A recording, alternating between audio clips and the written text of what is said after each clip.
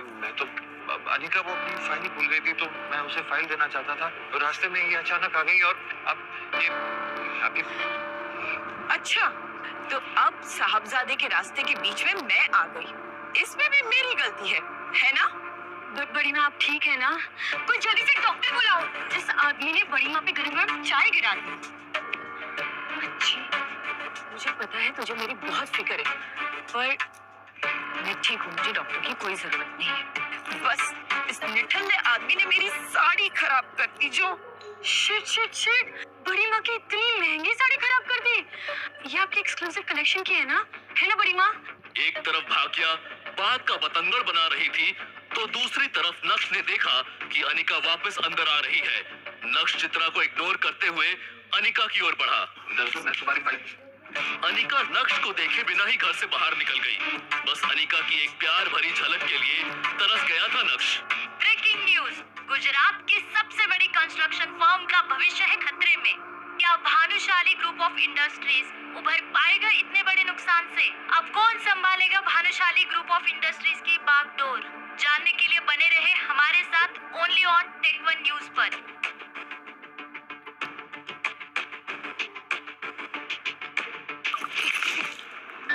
बेवकूफ, एक काम ठीक से नहीं आता, अब सीधे से चलना भी सिखाना पड़ेगा क्या तुझे?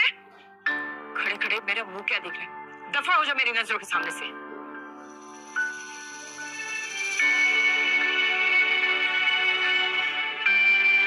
पता नहीं क्या सोचकर तेरी काका ने अनिका का हाथ इस आदमी के हाथ में दिया। हमारे तो भाग ही फूट गए, घर दामाद बनकर बस हमारी छाती पर मूंग डल रहा है। ये है जावेरी परिवार का घर। जावेरी परिवार सूरत की बड़ी बिजनेस फैमिलीज में से एक है। इस बड़े से शानदार घर में जावेरी खानदान का बड़ा परिवार रहता है और कई जॉइंट फैमिली की तरह इनके बीच में भी प्यार बस दिखावे का ही है। अक्सर यहाँ पर सुबह की शुरुआत ऐसे ही शोर शराबे से होती है और गलती चाहे हो या ना हो, इल्जाम हमेशा इस परिवार के दामाद यानी नक्श के सर पर ही आता है। पर नक्श ने कभी भी इस बात को दिल पर नहीं लिया। हर सुबह किसी और की गलती को अपने सर लेकर मुस्कुराते हुए वो अपने काम में लग जाता है।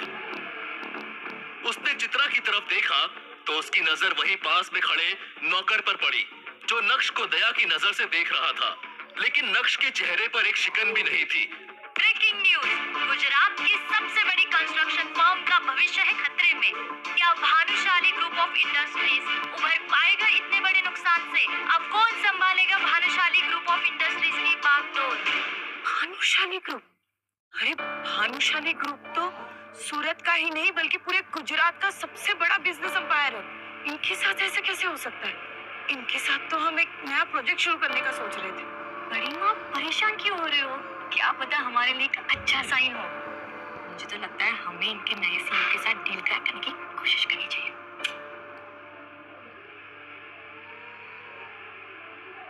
नक्श के चेहरे पर हल्की सी मुस्कुराहट थी जो उसकी आंखों की चमक को और बढ़ा रही थी। तभी नक्श की नजर दीवार पर टंगी अनिका के पिता रसिक जावेरी की एक तस्वीर पर पड़ी। ये देखना आप गुरुजी, आपके वादे के चक्कर में क्या क्या सहन करना पड़ रहा है इस घर में। आप तो जाते जाते अपनी बेटी अनिका का हाथ मेरे हाथों में देकर चले गए, लेकिन पीछे से आपके घर में रोज कुछ ना कुछ झेलना पड़ता है मुझे।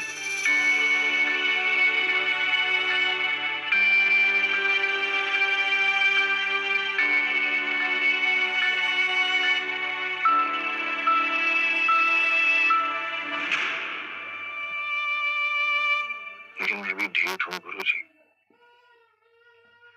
आपकी पत्नी चित्रा, उन्हें तो जैसे तैसे मैं झेल लूंगा, लेकिन मेरा असली मकसद आपकी बेटी अनिका के दिल में जगह बनाना है। उसके दिल में तो मैं जगह बनाते ही रहूंगा। एक तरफ नक्श अपने गुरुजी से बात करने में लगा था, तो दूसरी तरफ नक्श का मोबाइल लगातार वाइब्रेट कर रहा था, मगर नक्श तो अपने ही ख्यालों में गुम था। इसलिए उसका ध्यान ही नहीं गया और वो बाथरूम में शावर लेने चला गया।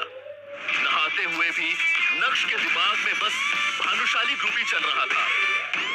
नक्श इस बात से अनजान था कि उसके फोन पर किसका कॉल आ रहा है, लेकिन यकीन मानिए वो कॉल नक्श की पूरी जिंदगी बदलने वाला था। बस नक्श को फोन उठाने की देर थी। नहाने के बाद जब नक्श बाथरूम से बाहर आया तो उसका फोन दोबारा वाइब्रेट होने लगा, लेकिन इससे पहले कि नक्श को एहसास होता इस बार भी फोन कट गया था।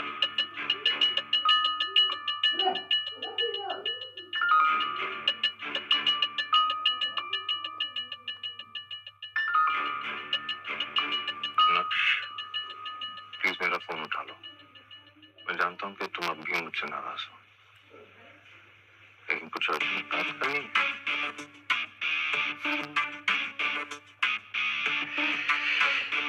कमाल है,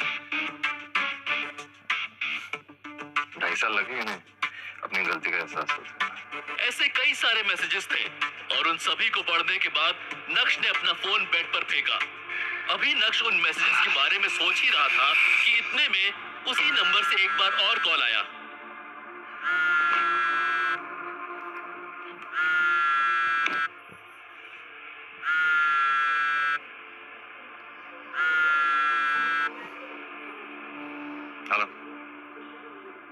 हेलो नक्श बेटा।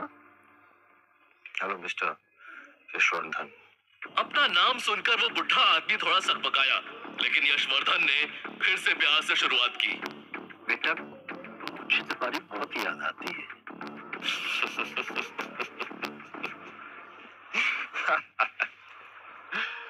वो क्या है ना मिस्टर यशवर्धन, आपकी बात की दाद नहीं पड़ी, क्योंकि आपको 2.5 साल लग गए मेरा हालचाल पूछने के लिए। अब ख्याल है आपको मेरा? बेटा, इन 2.5 सालों में एक एक दिन एक एक रात मैंने कैसे गुजारी ये मैं ही जानता हूँ। मैंने कैसे अपने आप को संभाला है मैं बता नहीं सकता हूँ बेटा। शायद मैं ये डिजर्व करता। जो कुछ भी मैंने किया या मैंने अपनी आंखों के सामने होने दिया, शायद ये उसी का नतीजा है। बेटा, मैं तेरी तस्वीर देखकर रोता रहता हूँ और अपने आप को पूछता रहता हूँ कि मेरी आंखों के सामने ये अन्याय कैसे होता रहा। नक्श को यशवर्धन की बात सुनकर रत्ती भर भी भरोसा नहीं हुआ। वैसे मार्केट में क्या खबर फैली है कि मैं जानता हूँ। ये सुनते ही यशवर्धन एकाएक खामोश हो गए, जैसे मानो नक्श ने उनकी चाल पकड़ ली हो। लोग तो तरह तरह की बातें बनाते रहते हैं। इस बार उनकी आवाज में चिंता साफ सुनाई पड़ रही थी। बेटा, मैंने काम की बात करने के लिए फोन नहीं किया, बस मुझे तेरी आवाज सुननी थी। मैं जानता हूँ तेरा दिल कितना बड़ा है, चाहे कितनी भी बड़ी गलती क्यों ना हो, तू अपने मन में बैर रखने वाला नहीं है। कुछ लोग ना अच्छे दिल वालों को बेवकूफ समझने की गलती करते थे। आप ठहरे यशवर्धन भानुशाली, आप तो ऐसी कभी गलती कर नहीं सकते। क्यों, सही कह रहा हूँ? ये सुनकर यशवर्धन समझ गए थे कि उनका काम इतनी आसानी से नहीं पूरा होगा। आप लोगों ने जो कुछ भी मेरे साथ किया उसे माफ करके मैं आगे बढ़ चुका हूँ, लेकिन जो कुछ भी आप लोगों ने मेरे साथ किया उसे मैं कभी भुला नहीं सकता। तो प्लीज मुझे डिस्टर्ब करना बंद कीजिए, क्योंकि हमारा कोई रिश्ता नहीं है। मेरा पोता इतना कठोर तो नहीं था। आपको मेरी बात नहीं समझ आ रही।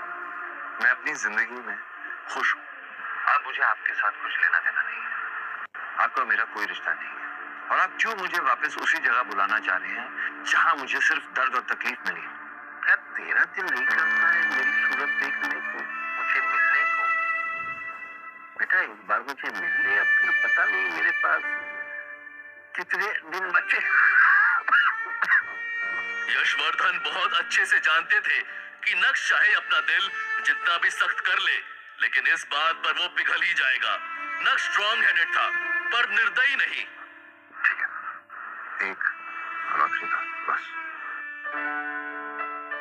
थैंक यू बेटा, थैंक यू। मैं तेरी सारी फेवरेट डिशेस बनवा के रखूंगा, जो भी तुझे पसंद है। मैं घर नहीं आ रहा, बाहर मिलेंगे आपके ऑफिस में, बिना किसी तामझाम के। ठीक है। तो कल मिलते हैं, मैं अपनी गाड़ी तुम्हें लेने के लिए भेज दूंगा। उसकी भी कोई जरूरत नहीं, क्योंकि मुझे पता है कि भानुशाली ग्रुप ऑफ इंडस्ट्रीज का ऑफिस कहाँ है। मैं पहुंच जाऊंगा। बीते 2.5 सालों में कभी भी यशवर्धन ने नक्श से कांटेक्ट नहीं किया था।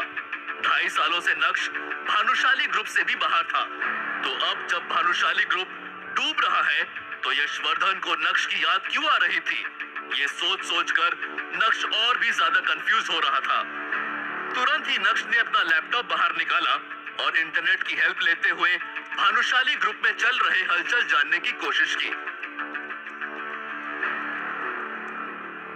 ऐसे तो नक्श के हाथ में भानुशाली ग्रुप को लेकर कुछ हाथ नहीं आया, लेकिन उसके हाथ में ऐसा कुछ आ गया जिसे देखने के बाद नक्श की आंखों की चमक 4 गुना बढ़ गई थी। सचिन,